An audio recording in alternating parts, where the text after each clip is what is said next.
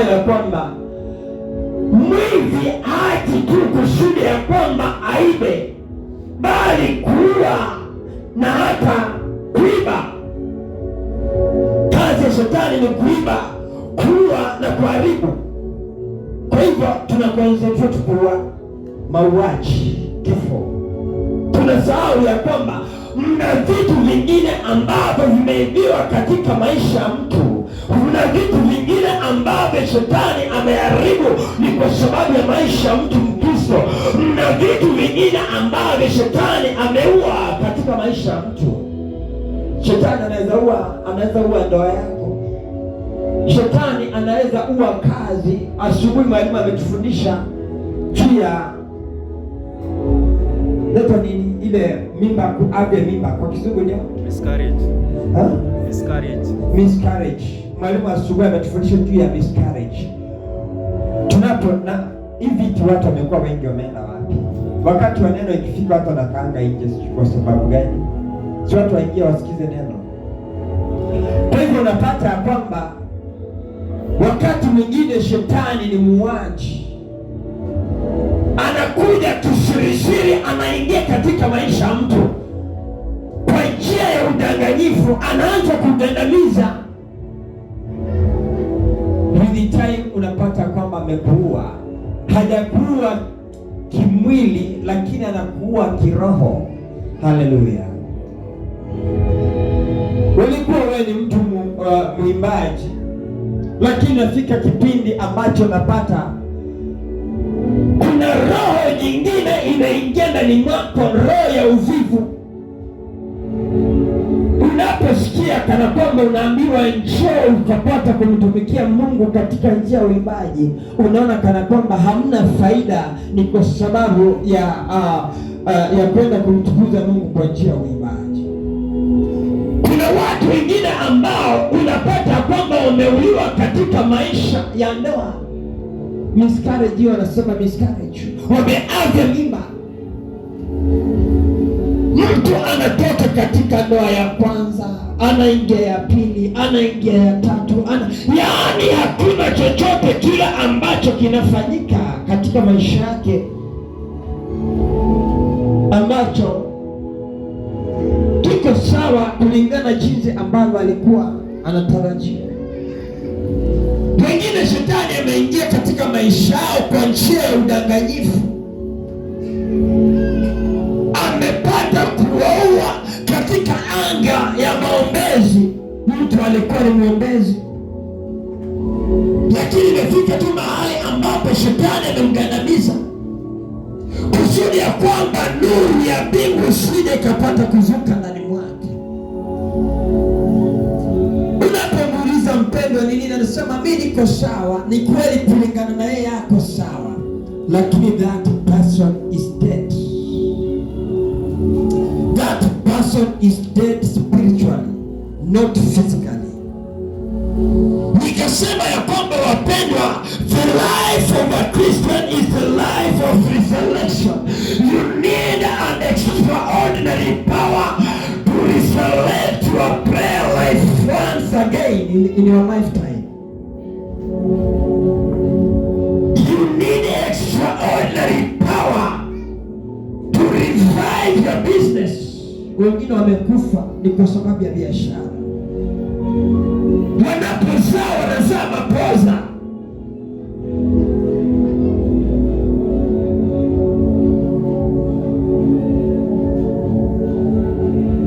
Twende kwenye maandiko, kitabu cha Waefeso 2.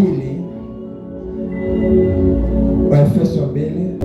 Maandiko nasema hivi: nanyi mlikuwa wafu kwa sababu ya makosa ya dhambi zenu ambazo mliziendea zamani kwa kufuata kawaida ya ulimwengu huu na kwa kufuata mfano wa uwezo wa anga, roho yule atendaye kazi sasa katika wana wa uasi, ambao zamani sisi zote nasi tulienda kati yao katika tamaa za miili yetu, tulipotimia naye akatuketisha pamoja naye katika ulimwengu wa roho katika Kristo Yesu, ili katika zamani zinazokuja audhihirishe wingi wa neema yake upitayo kiasi, na kwa wema wake kwetu sisi katika Kristo Yesu. Kwa maana mmeokolewa kwa neema, kwa njia ya imani, ambayo kwa hiyo haikutokana na nafsi zetu, ni kipawa cha Mungu. Tumeokolewa tu kwa neema, wala si kwa sababu ya bidii zetu, bali ni kwa sababu ya neema kupitia kwa Kristo Yesu. Kristo akapata kutukomboa. Wapendwa, kuna jambo ningelipenda kuzungumza pamoja nanyi mchana wa siku ya leo. Kuna wamama wako nje, si wengi wasikize Injili. Mambo ambayo anafundisha hapa ni mambo ya kuwasaidia. Ya ulimwengu yatapita, lakini neno litasimama. Neno litasimama. Neno litasimama. Ya ulimwengu yatapita, lakini neno litasimama. Vijana wote watapita, walevi wote watapita, ya ulimwengu yatapita, lakini neno litasimama. Neno litasimama. Neno litasimama. Ya ulimwengu yatapita, lakini neno litasimama. Majumba mazuri yatapita, magari mazuri yatapita, ya ulimwengu yatapita, lakini neno litasimama. Neno litasimama. Neno litasimama. Ya ulimwengu yatapita, lakini neno litasimama. Kumbe kuna ukawaida wa dunia. Kumbe kuna watu ambao wamejitokeza kuishi maisha ya kawaida, na kuna wale ambao wamepata kupoteshwa kwa kutojua ni kwa sababu ya kuenenda sawasawa na dunia jinsi ilivyo. Haleluya! Yaani ya kwamba wanauiga mtindo wa dunia, wanaenenda sawasawa na watu ambao hawana focus. Yaani kumbe hii dunia tunaishi hapa si kwetu, sisi tunapita, tunaenda kwetu mbinguni. Makao ni mengi, na kama hayangelikuwepo nisingeliwaambia. Ninaenda kuandalia makao, na yakisha kuwa tayari nitarejea kuwachukua, kusudi ya kwamba popote nilipo nanyi mpate kuwemo. Haleluya! Ole wake yule ambaye ameikumbatia dunia, ambaye ameifanya dunia kuwa ni kipenzi cha moyo wake. Wazungu alisema hivi, show me your friend and I tell you who you are. Nionyesha rafiki yako, kisha nikwambie wewe ni nani. Haleluya! Hauwezi kunionyesha rafiki yako ni kahaba na niseme umeokoka. Haiwezekani kamwe umeokoka na unatembea na makahaba, kumaanisha kwamba kazi mnayoitenda ni moja. Wazungu wakasema the birds of the same feather flocks together. Katika maandiko ya kitabu cha Wakorintho wa kwanza inasema kwamba msifungiwe nira moja na wanaoamini na wasioamini. Kwamba kuna uhusiano gani kati ya giza na mwangaza? Kuna watu ambao unawapata katika maisha yao wanatembea pamoja na watu ambao wameifanya dunia hii kuwa ni kipenzi cha dunia. Halo, mtu ameokoka lakini kwa waganga hakosi. Anatoka kwenye hekalu, ameenda kutafuta wapiga ramli, ameenda kuwatafuta wasomaji nyota, ameenda kuwatafuta watu ambao watakaomweleza mambo ya kuguza moyo wake. Wanapewa vitu vya ajabu ajabu, wamemsahau Mungu aliye mbinguni. Hangaiko na mahangaiko na shughuli za kila siku zimewafanya wanadamu kumsahau Mungu wao.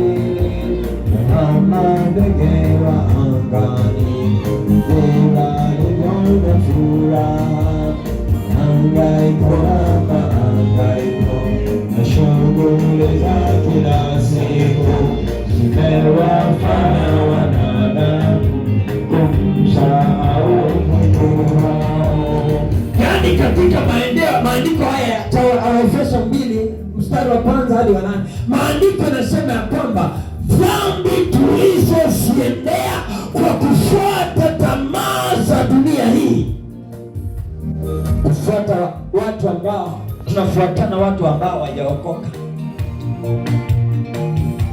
Halo, na mitego hii wengi wameanguka ndani, ni vijana wengi wameanguka ndani, ni wamama. Ka fashion kakikuja, mtu amejiingiza katika fashion, hajui maana ya hii fashion gani. Pengine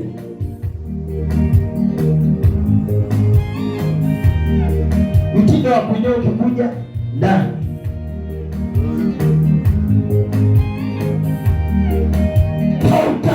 haujachukua wakati wa kupata kufuatilia jambo, tumekuwa ni wa haraka kukimbia kufanya mambo. Unasema ni fashoni mpya imekuja, kumbe ni shetani amekuletea fashoni kusudi ya kwamba akutoe katika njia zako, akuweke katika njia zinginezo, akiwa na lengo gani? Kuua, kuiba, kuharibu. Wengine wetu tulikuwa na neema kubwa, lakini kwa sababu ya kufuata tamaa na mwelekeo wa dunia tukaishi katika maisha manyanyaso.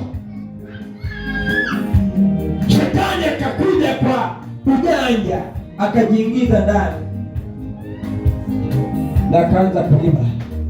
Najua si mara moja nimefundisha nikasema kwamba shetani ndiye mshtaki wa ndugu zetu kulingana na maandiko, kitabu cha Ufunuo wa Yohana 12 soma hadi 14. Maandiko yanasema ya kwamba shetani ambaye ni ndugu ya mshtaki wa ndugu zetu, usiku na mchana anasimama mbele za Mwenyezi Mungu kutoa mashtaka. Kwa hivyo unapata ni mashtaka aina gani ambayo shetani utaka kupeleka mbele za Mwenyezi Mungu. Anatafuta the legal ground ya kushtaki, ya kusimama mbele za Mwenyezi Mungu na kusema ya kwamba kamwe haufai kwa sababu ya uovu wako.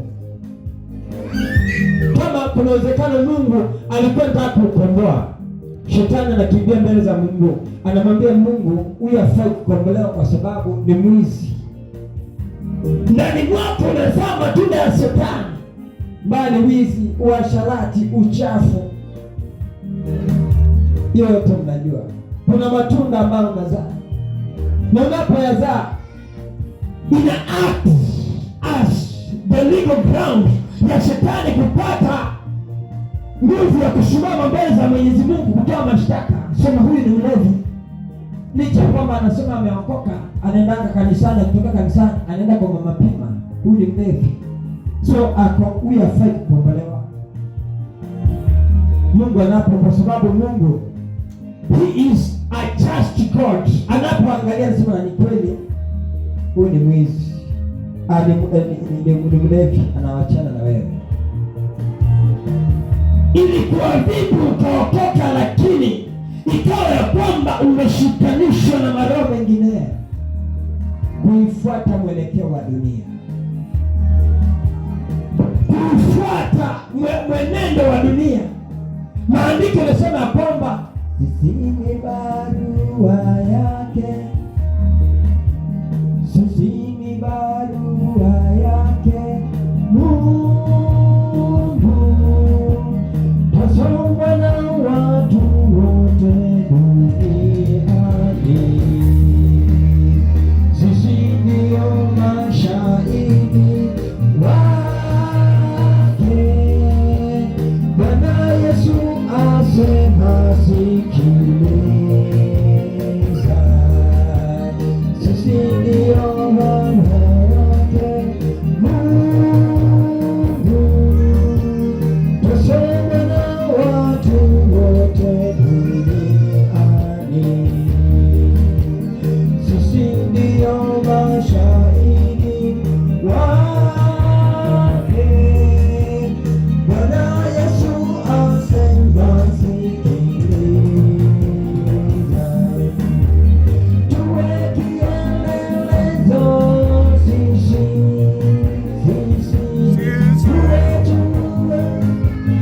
uwe chumvi.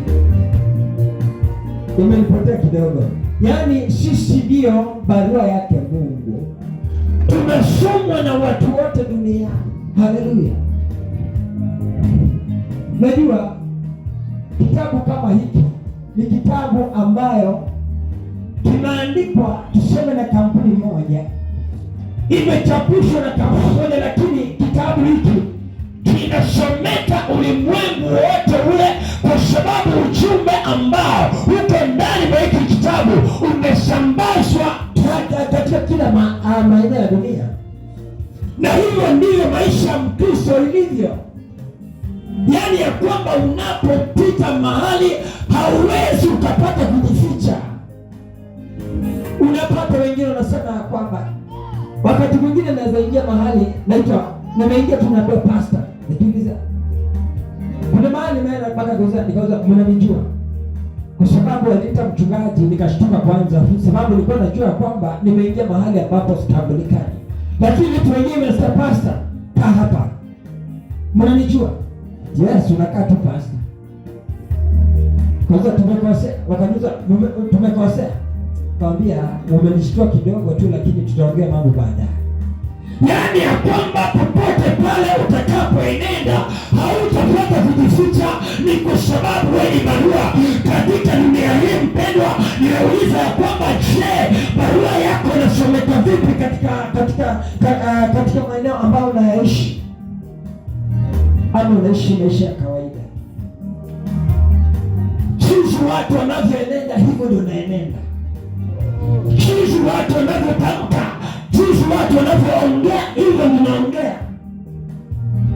Maandiko yanasema ya kwamba taa inawashwa na inawekwa katika pishi, katika meza, kusudi ya kwamba mwangaza wake ukapata kuonekana na watu wote.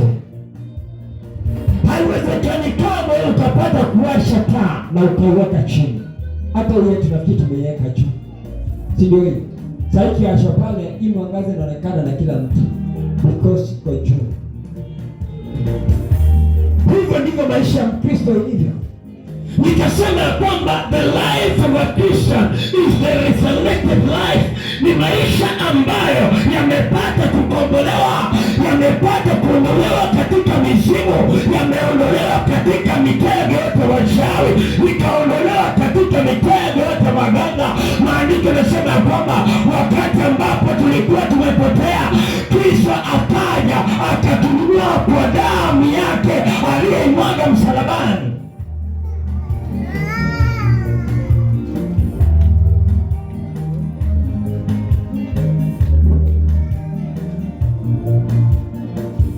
Sijajua ni nani ninanena naye pamoja mchana siku ya leo. Sina ufahamu,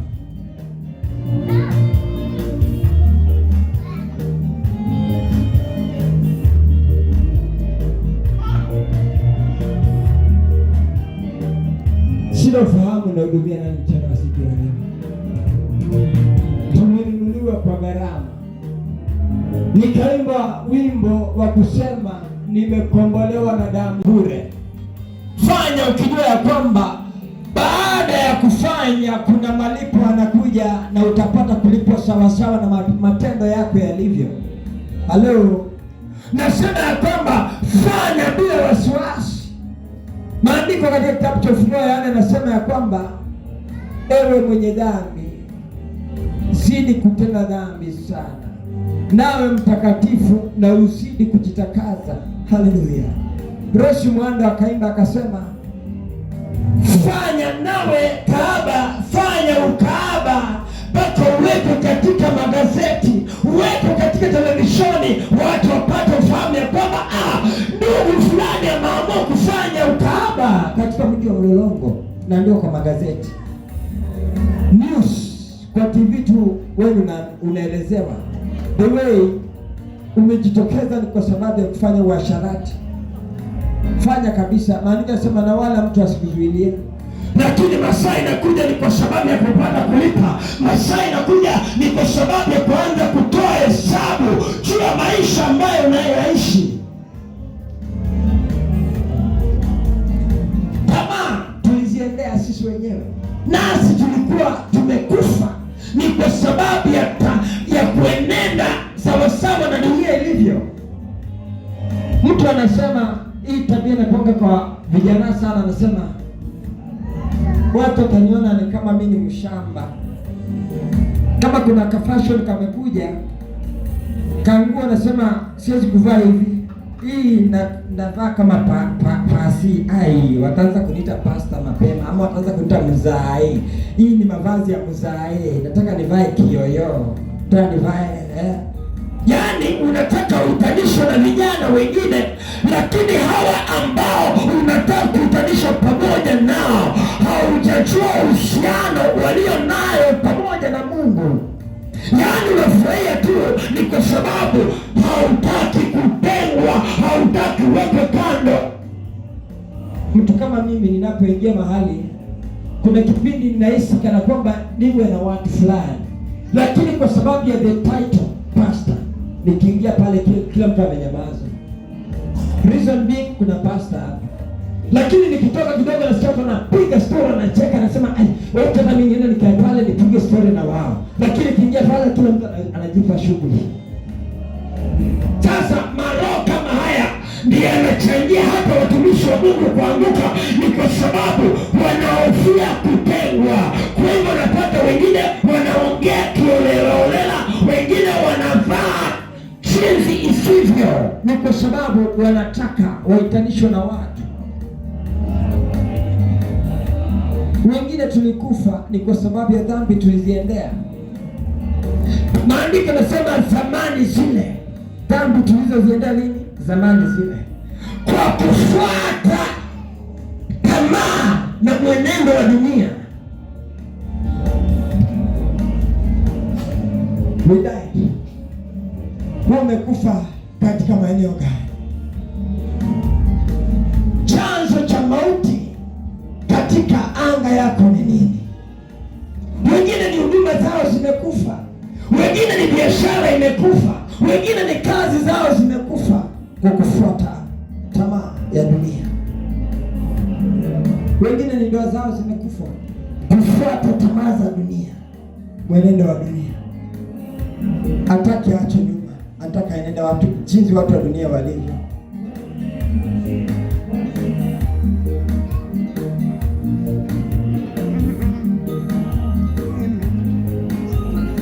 Mark 8:36. Marko 8:36.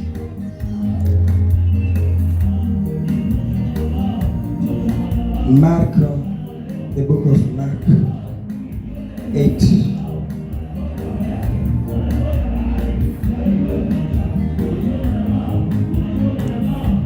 The book of Mark 8:36. The Bible says,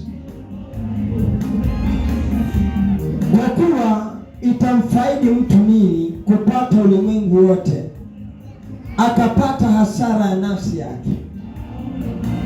Kwa kuwa itamfaidi mtu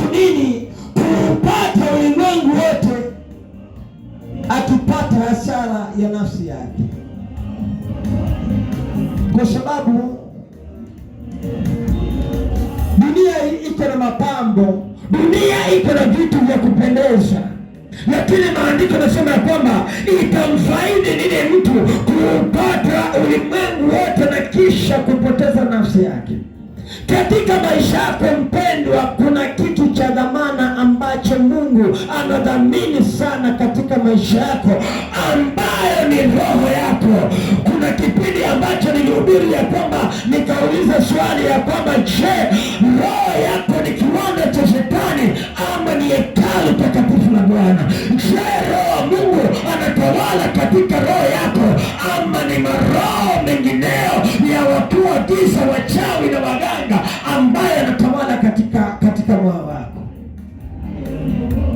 Mpendwa, katika maisha hayo unayoishi, mna kitu cha dhamana ambacho Mungu anadhamini katika maisha yako, ambaye ni roho yako. Ulinda roho yako zaidi ya vyote unavyovilinda. Haleluya! Manake katika moyo wako ndiko chemichemi za maisha zinatokea. Sio kama umenipata? Katika roho yako ndipo chemichemi za maisha. Wale ambao tunatoka reserve, nafikiri mnaelewa maana ya chemichemi. Chemichemi kwa wasomi ndio tunaita delta, ama panaitwa nini? The source. The source. Na delta ni wapi? Penye naingilia kama iko na branches. Penye naingia saa kwa lake. Ba branches zinakuja kwa mainstream,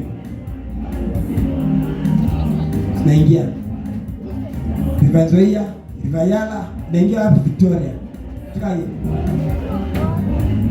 Sasa kuna mahali chemichemi mahali pale uko kwetu Uluyani tunasema kewa. Asaba usina tumote. Kera. Na baada ya kera leka. Pale kuna matope maji yanatokana hivi chini. Enzo. Hizi lugha Mungu. Kwa hivyo nasema katika moyo wako mpendwa, ndipo chemichemi cha uhai. Nikasema mpendwa, ulinda moyo wako zaidi ya vyote ambavyo unavyolinda. Kuna watu yapata kwamba wanalinda mavazi yao. Haleluya. Wengine wanalinda magari zao. Gari kipara tu vumbi kidogo, hataki ichafuke. Wengine ni mavazi, anatembea kiangalia okay. Lakini je, licha ya kwamba utalinda mavazi na utalinda vyote ulivyo navyo, moyo wako uko namna gani? Mahali ambapo chemichemi za maisha zinatoka, umechukua tu, umeweka juhudi gani kwa sababu ya kulinda moyo? Na moyo ndio sababu kuu ya shetani kukulinda. Kuna ile picha nilionyesha ya kwamba kwa sababu ya mtu kuishi maisha careless life, nilionyesha shetani anakuja na akipata the legal ground ya kukustaki mbele za Mungu. Wakati roho Mungu anapokuacha kidogo, shetani anakuja na marehe mengineyo anaingia. Haleluya. Maandiko yanasema kwamba pepo moja inapotolewa mtu inaenda jangwani kutangatanga, na ikisha kuteseka vya kutosha inarudi katika yale makao yake kuangalia, je, kuna nafasi? Ukipata kuna nafasi, inarudi jangwani kutafuta mapepo mengine 7 yenye iko na nguvu kuiliko. Inawaambia kuna mahali nafasi kwenye, na inaingia. Ikiingia, hali yako ya kwanza inakuwa mbaya zaidi kuliko hata ile. Hali yako inakuwa mbaya zaidi kuliko ile ya kwanza, kwa sababu kuna maroho mengineyo yamepata kuingia katika yaani mbeleni, kabla hujaondoa ulikuwa tu wewe ni mtu mlevu, lakini baada ya kuondoa haukuruhusu roho wa Mungu akakujaa, ukatembea katika maisha utakatifu wa Bwana, utaishi maisha careless. Shetani alipopata upenyo akakuja kwa njia udanganyifu, akaleta maroho mengineto, akaleta maroho ya umbwa ndani, akaleta maroho ya nguruwe, akaleta maroho mengine ya nyoka, akaleta maroho ya shura, akaleta maroho ya chui.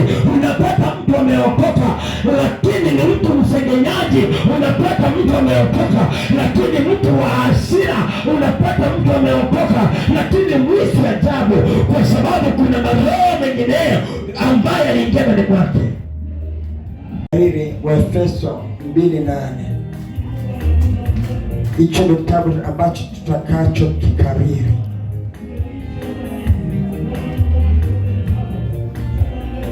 Mstari anasema, kwa maana mmeokolewa kwa neema, kwa njia ya imani, ambayo kwa hiyo haikutokana kwa nafsi zenu, ni kipawa cha Mungu.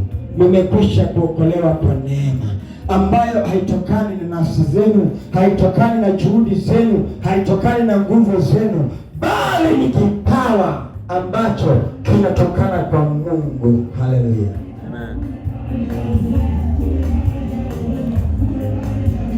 Tangulie Bwana, ninatamani kufika.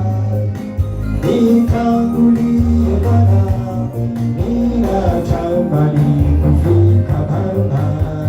Tangulie Bwana, ninatamani kufika. Nitangulie Bwana, ninatamani kufika. Nitangulie Bwana, ninatamani kufika. Nitangulie Bwana, ninatamani kufika Baba. Nitangulie Bwana, ninatamani kufika. Nitangulie Bwana, ninatamani kufika. Wazetu Bwana, tunatamani kufika. Tutangulie Bwana, tunatamani kufika Baba. Nitangulie Bwana, ninatamani kufika. Nitangulie Bwana, ninatamani kufika. Nitangulie Bwana, ninatamani kufika. Nitangulie Bwana, ninatamani kufika Yesu. Nitangulie Bwana, ninatamani kufika. Nitangulie Bwana, ninatamani kufika. Mama wanaomba, wanatamani kufika. Watangulie Bwana, wanatamani kufika Baba.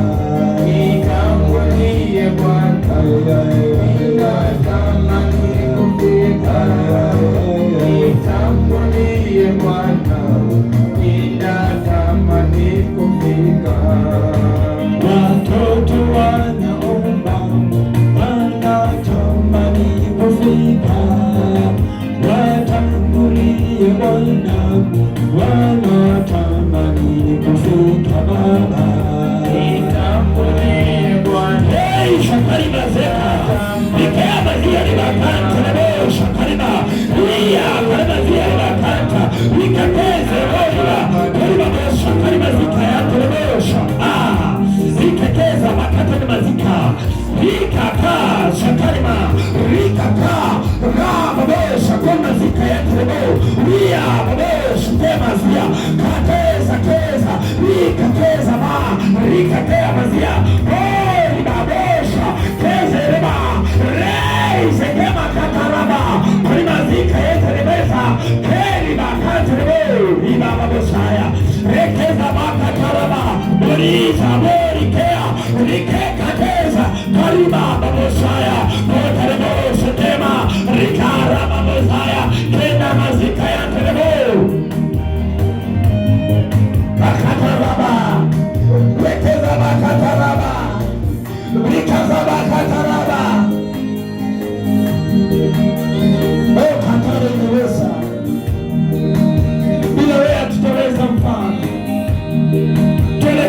katika njia zake ulimwengu, njia za dunia Baba.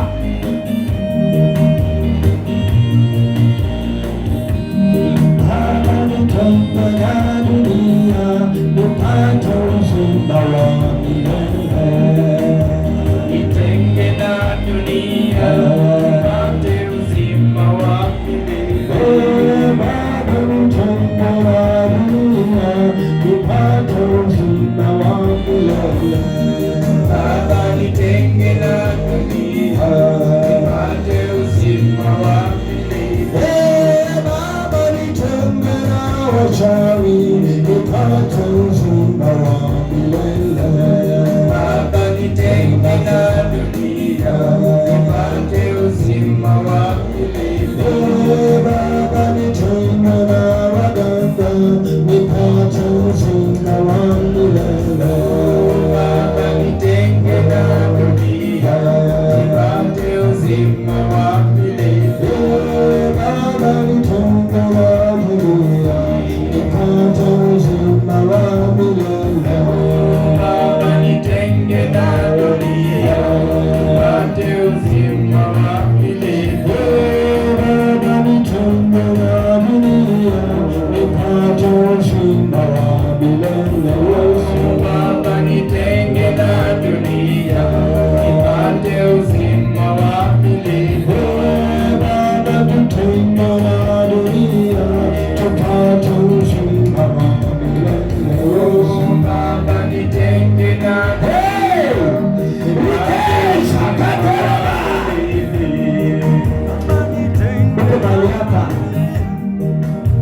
wewe unajua ni maeneo gani ya maisha ambayo